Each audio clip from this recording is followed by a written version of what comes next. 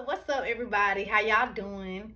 You already know what day it is. It's Wednesday. It's the first Wednesday in the month, and it is your girl, your favorite poets, Tammaka Staley. And of course, I'm here. Y'all already know why I'm here. Talks with Tammaka. Okay, we here for another episode. So, social media been acting a ass. Okay,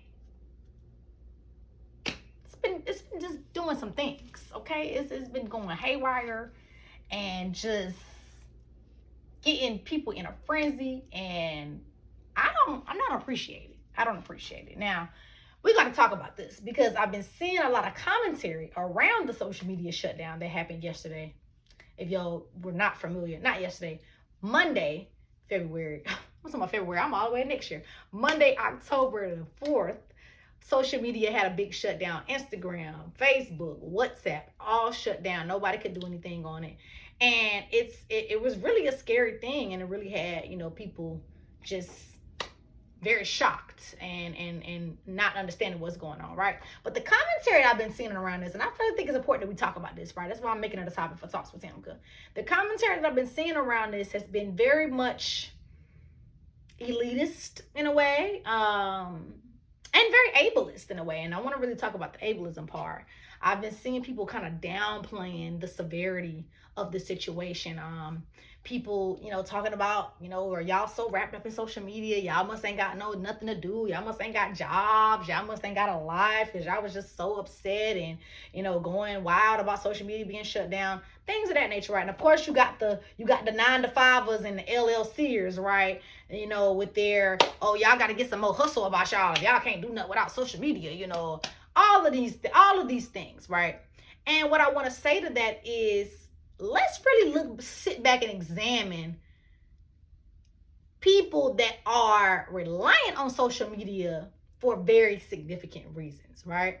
So a lot of folks that are living with disabilities, physical disabilities specifically, rely on social media, not only for jobs and making a way for themselves and their families, but also for connection, to stay connected with people, to stay in contact with people, their families, their friends, their lovers, right, that may be long distance.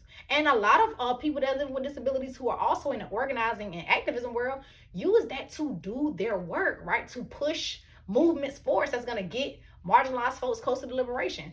That's a big thing, right? And so for people to be downplaying or saying it's not that serious or making very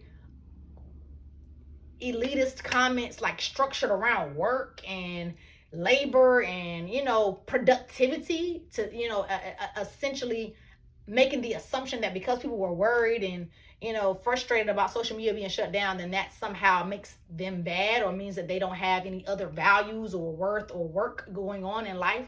It's very ableist. So I wanted to really talk about that because I'm I don't think that we consider how much of our lives are digital and technology driven. And that is because of capitalism, right? We always are on this machine, on this timeline, right? I'm on a phone right now doing this kind of work because it's a part of what I do for a living, how I make a living, right? But it's also a part of how I do my work in pushing our liberation movements forward for Black folks, for Black, queer, and trans folks.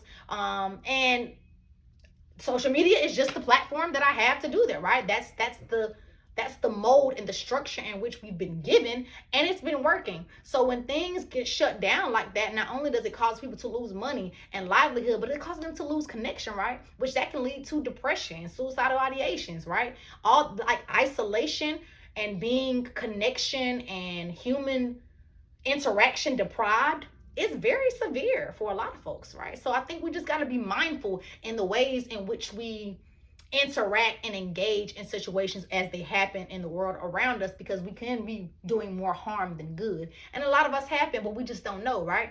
And I am going to drop a link down in the comments to some centers and some foundations that work with folks living with disabilities, that work with disabled people. So that way y'all can get a good insight about how you can be more mindful on being an advocate and being a comrade to those communities that you might not be a part of. Because if we say that we want a world now where Black folks are thriving, all of us, we got to be mindful of our language. Language matters, right?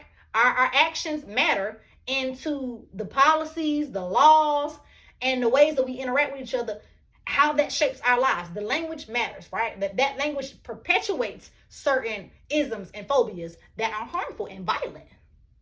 And ableism is a very harmful and violent system and structure. And the way that we talk about certain things can be harmful to folks that are living with disabilities, right? That could be your neighbor, that could be your, relative, that could be your coworker, right? Or just a random human being, period. And that matters. So tell me what y'all think about that in the comments. Like, have y'all been seeing this kind of commentary? How do y'all think that it's detracting away from our efforts to move our people forward, to move liberation movements forward? And how does it impact content creators and how people on social media make their living, make their livelihood, right? Let me know in the comments. Let's have a discussion. And as always, I see y'all on the other side.